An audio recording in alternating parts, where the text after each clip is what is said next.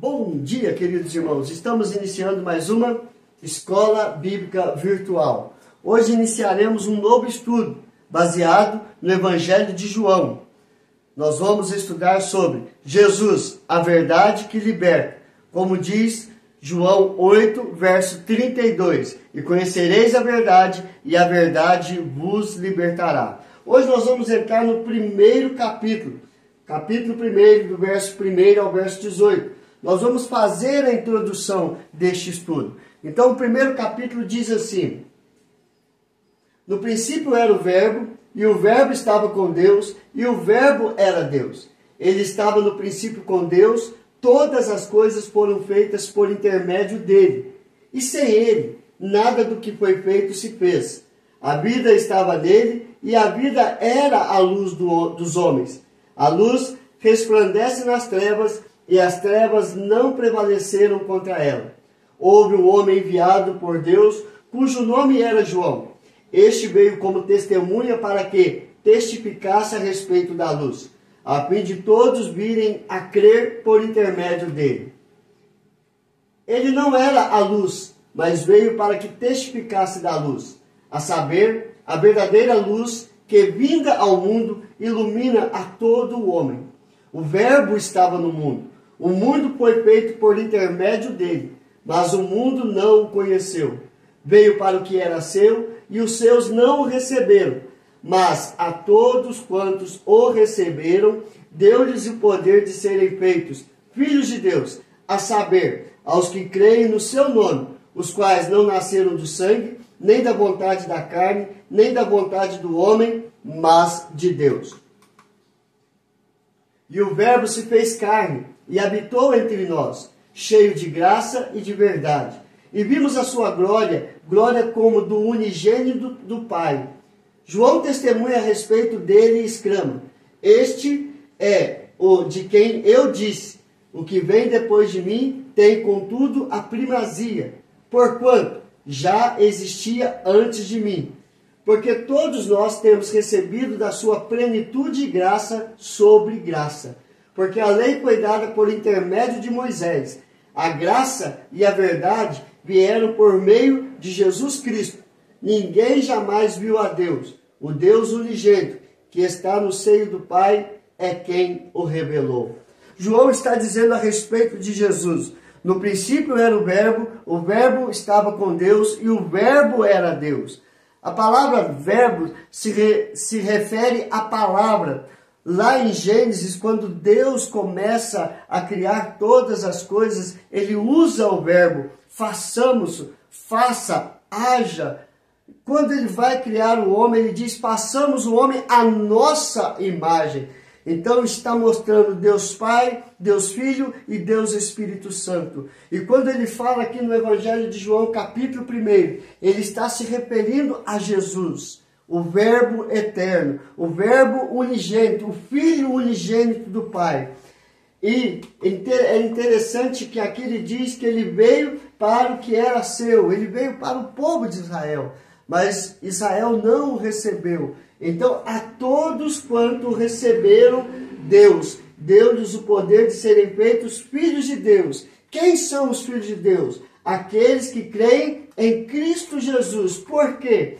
Porque por meio de Jesus Cristo veio a graça, veio o perdão, veio a justificação dos nossos pecados, veio a salvação. E isso pela fé em Cristo Jesus. Então nós vamos ver no estudo de João quem é Jesus. O que sabemos a respeito de Jesus? O que Cristo Jesus veio fazer aqui no mundo? Então nós vamos estudar e ver o que? Jesus é Deus. William Hendricks, um pastor, teólogo, estudante da Bíblia, escreveu vários livros comentando os livros da Bíblia, e ele diz sobre o Evangelho de João. O Evangelho de João é o livro mais maravilhoso já escrito. Para muitos cristãos, o livro mais valioso do Novo Testamento. Por quê? Por que o Evangelho de João é tão importante? Nós recomendamos as pessoas a lerem o Evangelho de João, porque ele vai aprender a respeito de Jesus. E quando nós olhamos que é o livro mais valioso, por quê? Porque devido à biografia fascinante de Jesus, ou seja, apresentando quem realmente é Jesus, e o texto mais profundo acerca da sua divindade, falando da natureza divina, e não muito da terrena, mas da natureza divina de Jesus. E também o relato ministerial pessoal de Jesus, o fazer discípulo, o conversar. Há vários diálogos de Jesus no Evangelho de João. Por isso, é o livro mais maravilhoso, mais valioso do Novo Testamento. Duas razões para estudar o Evangelho de João. Há várias razões, poderíamos listar aqui, mas há duas razões principais. Ou seja, a primeira, o Evangelho de João, foi escrito para produzir fé. Ele foi escrito para levar o leitor a crer. Então, no Evangelho de capítulo 20, verso 30 e 31, vai mostrar justamente isso. Ou seja, ele foi escrito para combater a incredulidade do coração do homem. Ou seja, levar o leitor a crer em Cristo Jesus. Então, no Evangelho capítulo 20, verso 30 e 31, diz: na verdade, fez Jesus diante dos discípulos muitos outros sinais, que não estão escritos neste livro. Estes sinais que estão escritos no Evangelho de João, porém, foram registrados para que creais que Jesus é o Cristo, o Filho de Deus, e para que, crendo, tenhais vida em seu nome.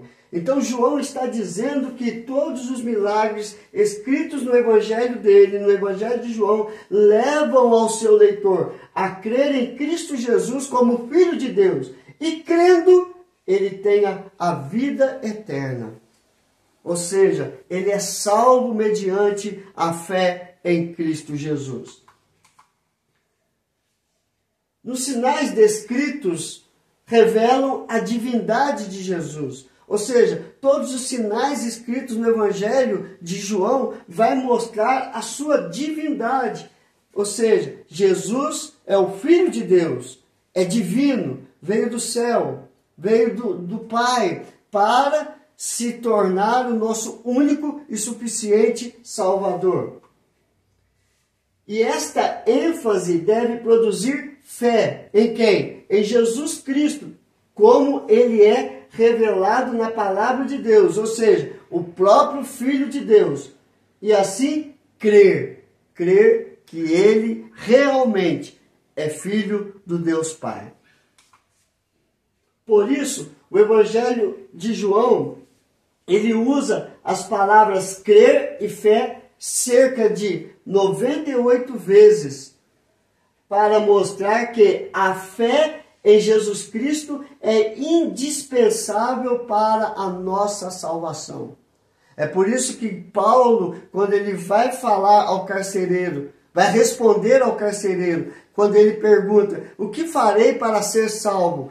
Paulo, ele diz, crê no Senhor Jesus, ou seja, tenha fé no Senhor Jesus Cristo e será salvo tu e a tua casa. Então João, ele usa crer e fé cerca de 98 vezes no Evangelho de João, para mostrar que a fé é indispensável para a nossa salvação. A fé em quem? Em Jesus Cristo, o Filho de Deus. A segunda razão, o Evangelho de João foi escrito para defender a fé.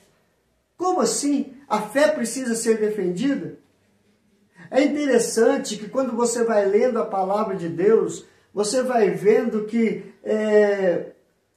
ao redor vão se levantando heresias que querem combater a fé cristã. Paulo, ele nos chama a atenção para estar atentos a estas heresias, a falsos profetas que se levantam para disseminar heresias, para tentar destruir a Cristo Jesus.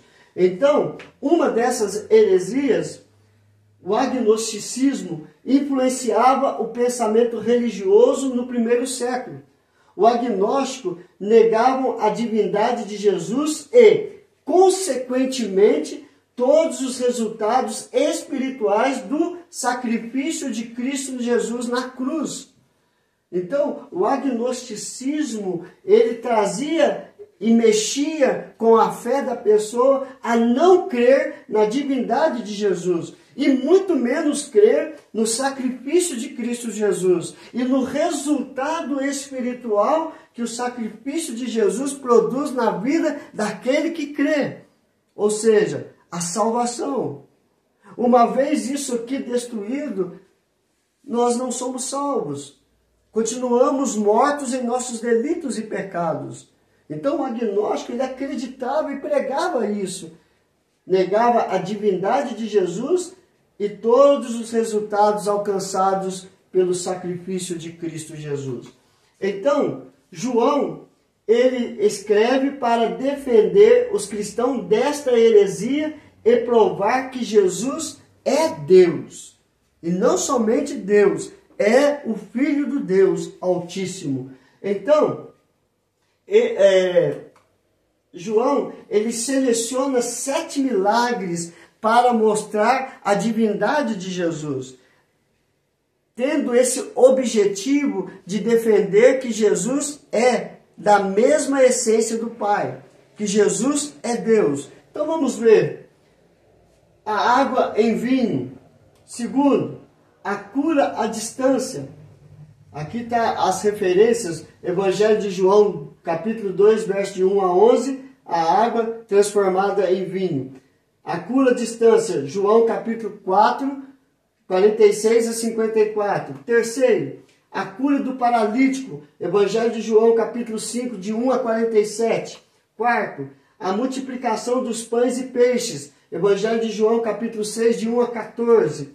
Quinto, andar por sobre as águas, João capítulo 6, verso 16 a 21. Sexto, a cura do cego, Evangelho de João capítulo 9, de 1 a 41.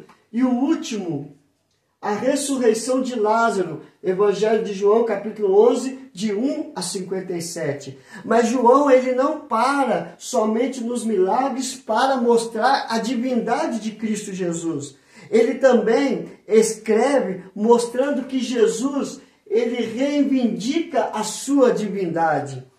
Quando lá no Velho Testamento Moisés fala para Deus, olha, eu vou lá libertar o povo hebreu do Egito, mas quando eu chegar lá, qual é o seu nome? Quem farei? Que eu farei? Falarei do seu nome. E Deus responde para Moisés, eu sou o que sou. E Jesus usa das mesma expressão para reivindicar a sua divindade. Primeiro ele diz, eu sou o pão da vida. Evangelho de João capítulo 6, 35. Depois ele diz, eu sou a luz do mundo. Evangelho de João 8, verso 12. Terceiro, antes de Abraão, eu sou. João 8, verso 58. Quarto, eu sou o bom pastor. Evangelho de João capítulo 10, verso 11. Quinto, eu sou a ressurreição e a vida. Evangelho de João capítulo 11, verso 25. Sexto, eu sou o caminho, a verdade e a vida. Evangelho de João capítulo 14, verso 6. E o sétimo, eu sou a videira verdadeira. Evangelho de João capítulo 15, verso 1. Poderíamos dizer aqui também, no capítulo 10 do Evangelho de João, ele fala, eu sou a porta. Se alguém entrar, achará pastagem. Então nós vemos que Jesus, ele reivindica a sua divindade, dizendo, eu sou o que sou, eu sou o Verbo eterno, eu sou o Filho de Deus. Então, queridos, nós vamos estudar durante essa semana, esses dias, sobre Jesus é Deus, a verdade que liberta. Então, na nossa introdução, nós vimos que William Hendricks diz que o Evangelho de João é o livro mais maravilhoso já escrito. e é o melhor livro para você iniciar a leitura da palavra de Deus. 2 razões por que estudar o Evangelho de João. Ele foi escrito para produzir fé, levar o leitor a crer, e ele foi escrito para defender a fé, mostrar que João escreve com o objetivo de provar que Jesus é o próprio Deus. Com o objetivo, defender a divindade de Jesus. Então nós vamos entender e procurar passar esta mensagem grandiosa. E conhecereis a verdade. Jesus Cristo, eu sou o caminho, a verdade e a vida. Ninguém vai ao Pai se não for por mim. Conhecereis a verdade e a verdade vos libertará. Que Deus nos abençoe nesta nova caminhada. Vamos orar, queridos? Senhor, em nome do Teu Filho amado Jesus, pedimos sabedoria e entendimento para compreender a Tua palavra e ver que Jesus Cristo é realmente o nosso único e suficiente Salvador e mediador entre nós e o Senhor, porque não há outro caminho, não há outra verdade e não há outro que tenha a vida eterna para nos dar de graça pela graça, através do sacrifício na cruz. Obrigado, ó Pai, por tudo. Abençoa-nos, ó Pai, nesta caminhada. Nós oramos clamando em nome de Jesus. Amém e amém. Que Deus te abençoe, queridos. Até amanhã, se Deus quiser.